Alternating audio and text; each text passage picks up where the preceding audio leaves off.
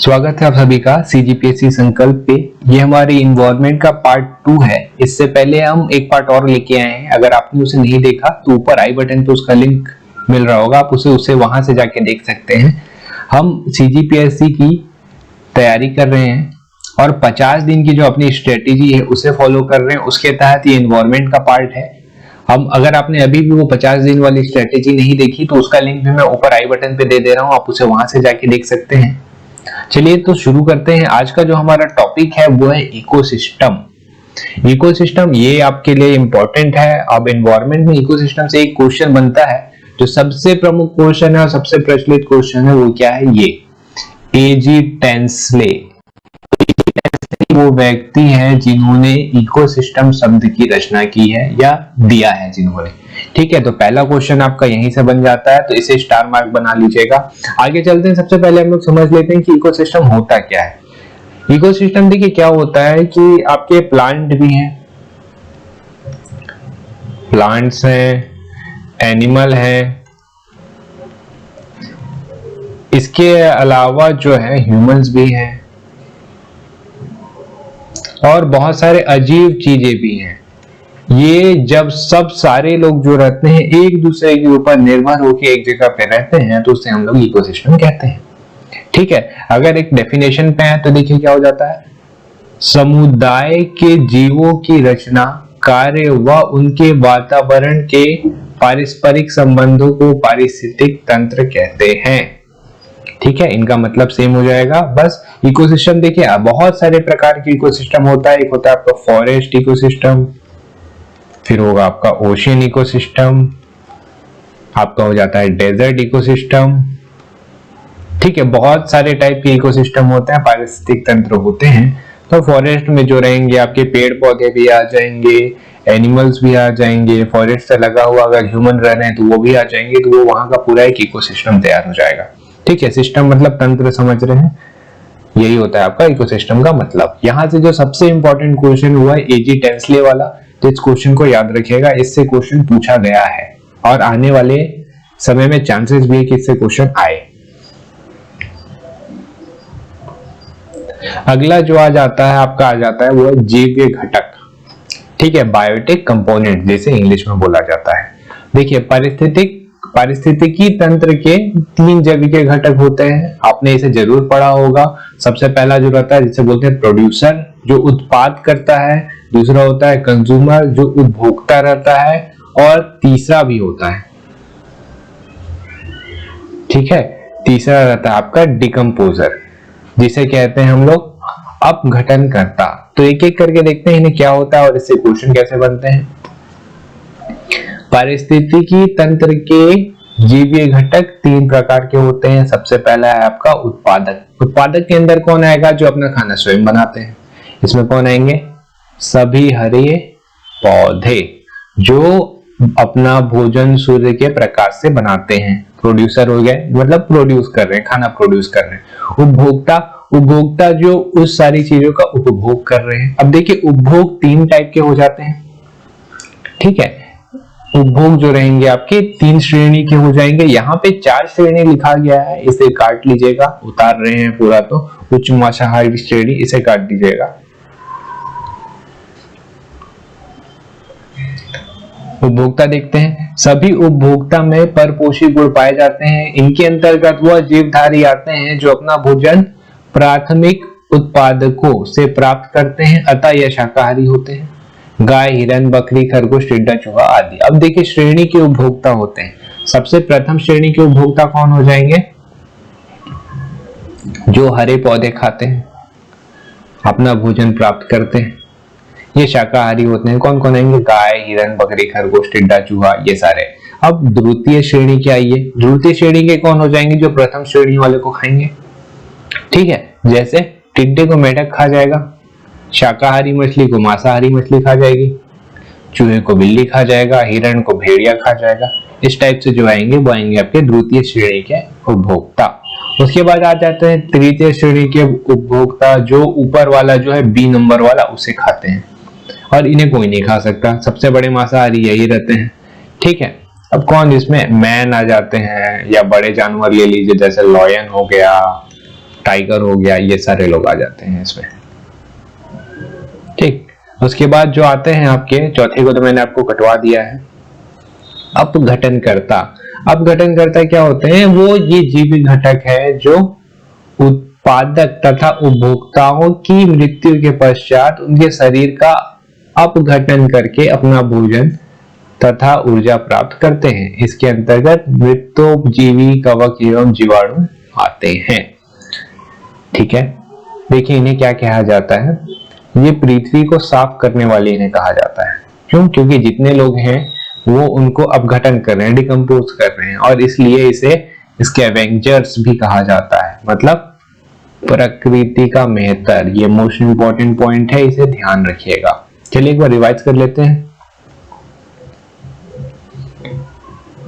पारिस्थितिकी तंत्र के 3 घटक होते हैं, जीवीय 3 घटक होते हैं। सबसे पहला आएगा आपका उत्पादक, जिसे प्रोड्यूसर कहा जाता है। ये अपना खाना स्वयं बनाते हैं। इसमें आते हैं हरे पौधे, हरे पौधे जो अपना खाना स्वयं बनाते हैं।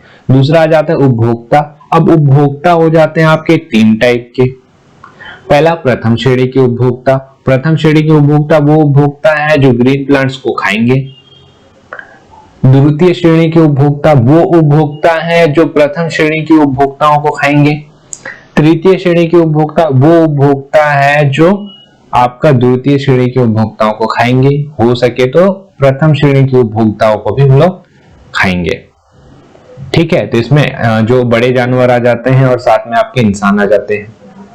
इसके बाद जो आते हैं आपके तीसरे, उन्हें कहा जाता है अपघटनकर्ता, डिकम्पोजर्स। ये क्या करते हैं? आपके जो उत्पादक हैं और जो आपके उपभोक्ता हैं, दोनों को खाते नहीं है, उनका डिकम्पोज कर देते हैं। मतलब वो मर जाएंगे तो उनके ऊपर जो मृत्यु के पश्चात उनके शरीर का अपघटन कर देते हैं और उन्हें वापस मिट्टी में मिला देते हैं। तो अब मिट्टी पे मिला दे रहे हैं, मतलब शरीर का अस्तित्व खत्म कर दे रहे हैं। तो इसी वजह से इन्हें पृथ्वी को साफ करने वाला कहा जाता है, प्रकृति का मेहतर, और इंग्लिश में स्कैवेंजर्स कहा जाता है इन्हें। ध्यान रखिएगा। आगे चलते हैं। अगला जो आ जाता है आपका आता है खाद्य श्रृंखला। ये इंपॉर्टेंट है, 2017 के पीएससी में खाद्य श्रृंखला से क्वेश्चन आया था। तो देखें, तालाब की खाद्य श्रृंखला देखें तो खाद्य श्रृंखला क्या होगा? एक को दूसरा खाएगा, दूसरे को तीसरा, तीसरे को चौथा। तो शैवाल है, शैवाल को जलीय पिस्तु खाएंगे, जलीय पिस्तु को छोटी मछली, छोटी मछली को बड़ी मछली, बड़ी मछली को बगुला या बतख। ठीक है, ये हमेशा ऐसे ही चलेगा। हरे पौधे को कीड़े मकोड़े, कीड़े मकोड़े को मेढक, मेढक को सांप, सांप को बगुला या सारस। तो खाद्य श्रृंखला याद रखिएगा, खाद्य श्रृंखला से क्वेश्चन आता है। घास स्थल ये देखेंगे हम लोग, तो घास, घास को कीड़े मकोड़े, कीड़े मकोड़े को चिड़िया, चिड़िया को बाज, बाज को गिद्ध, घास को कीड़े मकोड़े, मेढक और सांप। इस टाइप से बनता है और इनका सीक्वेंस देता है, पूछता है कि इनमें से कौन सा सही है। तो आपको एक सही जो रहता है वो चुनना पड़ेगा। मैं आगे आपको एमसीक्यूज कराऊंगा तो वहां आपको समझ में आएगा कि खाद्य श्रृंखला से क्वेश्चन कैसे आते हैं। चैनल को सब्सक्राइब जरूर कर लीजिएगा। अब अगर आपने अभी तक हमारे चैनल को सब्सक्राइब नहीं किया है तो इसके बाद हम लोग एमसीक्यूज ही करने वाले हैं। ठीक है, उसके बाद आगे आते हैं। पारिस्थितिकी तंत्र में ऊर्जा का स्थानांतरण एक दिशीय होता है। लिंडमैन ने 10% का नियम दिया था। मोस्ट इंपॉर्टेंट है, इसे ट्रिपल स्टार बना लीजिएगा। इससे क्वेश्चन आने की संभावना आपकी बहुत ही ज्यादा है। किसने 10% का नियम दिया था, ये क्वेश्चन बनता है, तो आपका आंसर क्या होगा? लिंडमैन। ठीक है, 10% का नियम लिंडमैन। अब 10% का नियम क्या हो जाता है? आप ये खाद्य श्रृंखला देख रहे हैं, ठीक है, घास को कीड़े मकोड़े खाएंगे, कीड़े मकोड़े को मेढक, मेढक को सांप। तो क्या होता है कि जब एक जो है, मान लीजिए 1 को आपका 2 खा गया, तो इसकी जो है पूरी एनर्जी 2 में ट्रांसफर नहीं होती है, इसकी सिर्फ 10% एनर्जी ही 2 में ट्रांसफर होती है। अब इसको 2 को अगर मान लीजिए 3 खा गया, तो इस 2 की 10% एनर्जी ही 3 में ट्रांसफर होगी। तो ये हो जाता है आपका 10% का नियम। मतलब घास है, घास को अगर कीड़े मकोड़े खा रहे हैं तो घास में जितनी भी एनर्जी होगी उसका 10% ही कीड़े मकोड़ों को मिलेगा। अब इस कीड़े मकोड़ों को अगर चिड़िया खा रही है तो कीड़े मकोड़ों का सिर्फ 10% एनर्जी ही चिड़िया को मिलेगा, और ऐसे ही ये आगे चलता रहेगा। तो ये लिंडमैन ने 10% का नियम दिया था, जो इन्वायरमेंट में बहुत इंपॉर्टेंट है। आगे आते हैं, पारिस्थितिकी पिरामिड। अगर आपसे हार्ड क्वेश्चन बनाता है तो पारिस्थितिकी पिरामिड से क्वेश्चन पूछेगा। अब विचार किसका था जान लीजिए, चार्ल्स ने 1727 में पारिस्थितिकी पिरामिड के बारे में बताया था। ठीक है, अब ये मुख्य रूप से पारिस्थितिकी पिरामिड जो रहते हैं आपके, वो 3 टाइप के होते हैं। इसे हम लोग इंग्लिश में इकोलॉजिकल पिरामिड कहते हैं। ठीक है, ये जो पारिस्थितिकी पिरामिड आपको दिख रहा है, इसे इंग्लिश में हम लोग कहते हैं इकोलॉजिकल पिरामिड। इंपॉर्टेंट है ये, अच्छे से ध्यान दीजिएगा इसे। देखिए 3 होते हैं। पहले तो इनका मैं इंग्लिश में भी नाम लिख दूं, जीव संख्या पिरामिड, इसे बोला जाता है नंबर पिरामिड। ठीक है, जीव भार, इसे बोलते हैं बायोमास पिरामिड। संचित ऊर्जा, तो इसे बोलते हैं सीधा energy pyramid. Number pyramid, biomass pyramid और एनर्जी पिरामिड, 3 टाइप के होते हैं। अब देखिए होता क्या है, एग्जाम्पल के माध्यम से समझेंगे। जीव संख्या पिरामिड, ठीक है। अब जीव संख्या पिरामिड के बारे में आइए। सबसे पहले जीव संख्या पिरामिड, तो यहां पे क्या होगा, इसे बोलेंगे नंबर पिरामिड। यहां पे क्या होगा, जो नंबर पे बात होगी अपनी, जैसे मान लीजिए पिरामिड तो ऐसा ही होता है ना, नंबर पे बात होगी। तो सबसे पहले घास आता है, घास का संख्या देखिए कितना ज्यादा है। ठीक, इसी घास को कौन खाएगा, हिरण खाएगा। हिरण का संख्या देखिए कम हुआ। उसके बाद हिरण को फॉक्स खाएगा, लोमड़ी का संख्या और कम हुआ, और लोमड़ी को कौन खाएगा, लॉयन खाएगा। तो पिरामिड कैसा बन रहा है, ये सीधा। ठीक है, तो जीव संख्या पिरामिड में पिरामिड कैसा बनता है, सीधा। लेकिन रुकिए, एक और है जीव संख्या पिरामिड में। अच्छा मान लीजिए यहां पे पेड़ है, पेड़ पे बहुत सारे चिड़िया बैठे हुए हैं, छत्तीसगढ़ में लिखते हैं चलिए, चिड़ई बैठे हुए हैं। तो इसका पिरामिड कैसा बनेगा, उल्टा बनेगा ना। पेड़ एक है और चिड़िया बहुत सारे हैं, तो बहुत सारी चिड़िया पेड़ पे बैठे, तो इसका पिरामिड देखिए कैसा बना, नीचे साइड का, यानी कि उल्टा बना। तो जीव संख्या पिरामिड जो है वो 2 टाइप से बनता है, एक तो बनता है आपका सीधा और दूसरा बनता है उल्टा। ध्यान रखिएगा, ये क्वेश्चन बन सकता है। अगर क्वेश्चन को हार्ड किया इन्होंने तो जीव संख्या पिरामिड कितने टाइप का बनता है, ये क्वेश्चन आएगा। कैसे कैसे बनता है आपका, सीधा भी बनता है और उल्टा भी बनता है। क्लियर है, आगे चले जीव भार पिरामिड पे। पहले इसे साफ कर लेते हैं।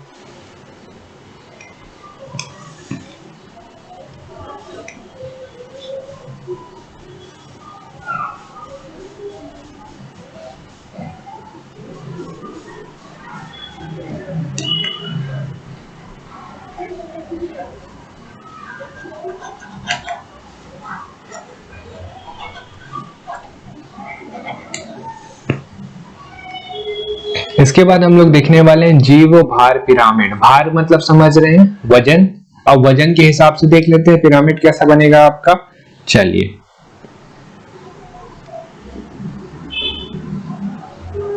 सबसे पहले ध्यान दीजिएगा, घास का वजन तो ज्यादा ही होगा ना। सपोज मान लीजिए घास पूरे मैदान पे फैला हुआ है, तो कितना होगा, 1000 किलो हो सकता है इसका वजन। इसी घास को खाने वाले कौन है, डियर यानी कि हिरण। हिरण का वजन कितना होगा, ज्यादा से ज्यादा 100 किलो। ठीक, अब इस 100 किलो के हिरण को खाएगा कौन, फॉक्स, 10 किलो का। सारे 100 किलो को नहीं खा रहा है ना। हमको क्या ध्यान रखना है, घास, सारे घास को हिरण नहीं खा रहे, लेकिन घास को अगर आप टोटल देखेंगे तो उनका वजन ज्यादा रहता है। उसके बाद उसको कौन खा रहा है, हिरण खा रहा है। तो हिरण जितने भी होंगे उनका वजन जो रहेगा वो घास से तो कम ही होगा ना, घास का जो है पूरा एरिया ज्यादा रहता है। उसके बाद हिरण आता है, हिरण के ऊपर लोमड़ी आता है, लोमड़ी के ऊपर शेर आता है। यहाँ पे वजन के हिसाब से देखिए, वजन के हिसाब से इसका पिरामिड कैसा बन रहा है, सीधा। ठीक है, तो जीव भार का पिरामिड सीधा बनता है, लेकिन जीव भार का पिरामिड उल्टा भी बनता है। जीव भार है।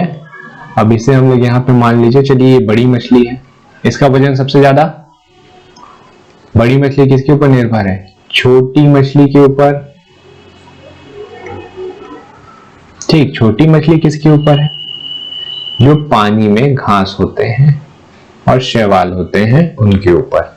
तो इसका पिरामिड कैसा बन रहा है? नीचे यानी कि उल्टा बन रहा है। ठीक, तो जीव भार का पिरामिड भी सीधा बनता है और उल्टा बनता है। तो अभी तक हमने क्या देखा? जीव संख्या का पिरामिड सीधा और उल्टा दोनों बनता है, जीव भार का पिरामिड भी सीधा और उल्टा दोनों बनता है, और तीसरा आ जाता है संचित ऊर्जा का पिरामिड। ठीक है, ये मोस्ट इंपॉर्टेंट है, इसे ध्यान रखिएगा। संचित ऊर्जा का पिरामिड यानी कि हम लोग इसको बोलेंगे एनर्जी पिरामिड।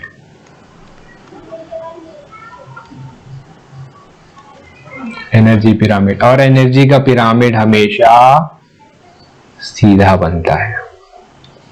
कैसे?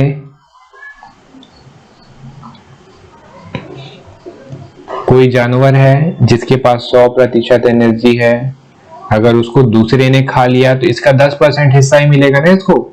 तो इसके पास कितनी एनर्जी आई? सिर्फ 10%।